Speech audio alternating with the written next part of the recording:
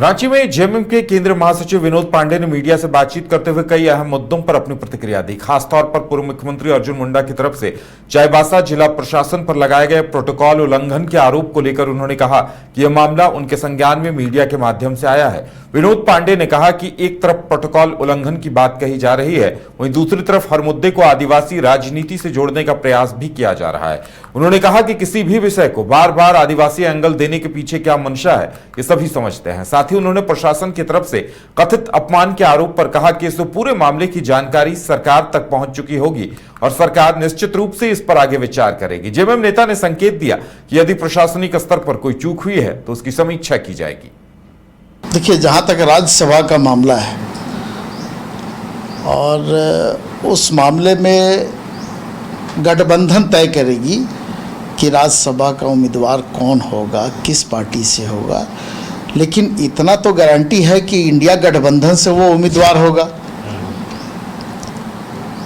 सलाह उन्होंने दिया जरूर है, लेकिन उनसे सलाह मांगा आखिर कौन?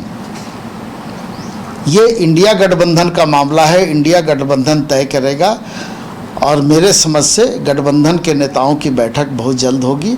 उसमें तय कर लिया जाएगा कि कौन उम्मीदवार होंगे, किस पार्टी से उम्मीदवार होंगे और किस पार्टी से कितने उम्मीदवार होंगे। इसलिए इस पर बहुत ज़्यादा सवाल जवाब और सलाह की आवश्यकता नहीं है। हम समझते हैं कि ये गठबंधन का मैटर है, तो गठबंधन में ही इस पर बातचीत हो तो ज़्यादा बेहतर होगा।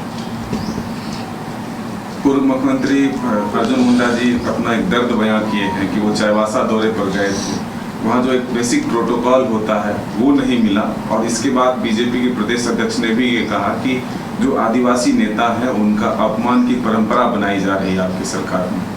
देखिए, अब एक तरफ मामला है प्रोटोकॉल का, दूसरे तरफ मामला है आदिवासी नेता का।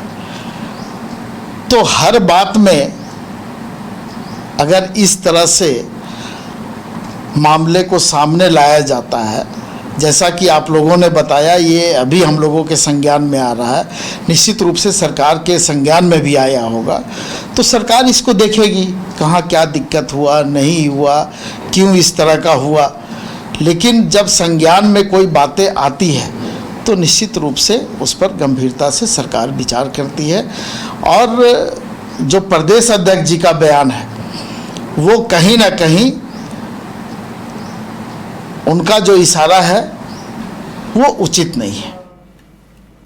घर रहने का मकान भर नहीं, ये खुशियों की तिजोरी है।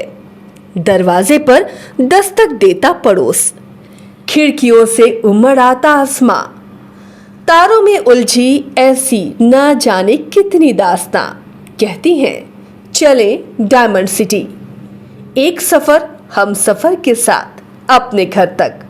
Diamond city, life long bonding, 500 से ज्यादा खुशहाल डायमंड परिवार। जल्दी करें, सिर्फ 200 फ्लैट बाकी। आज ही बुक करें अपना आशियाना।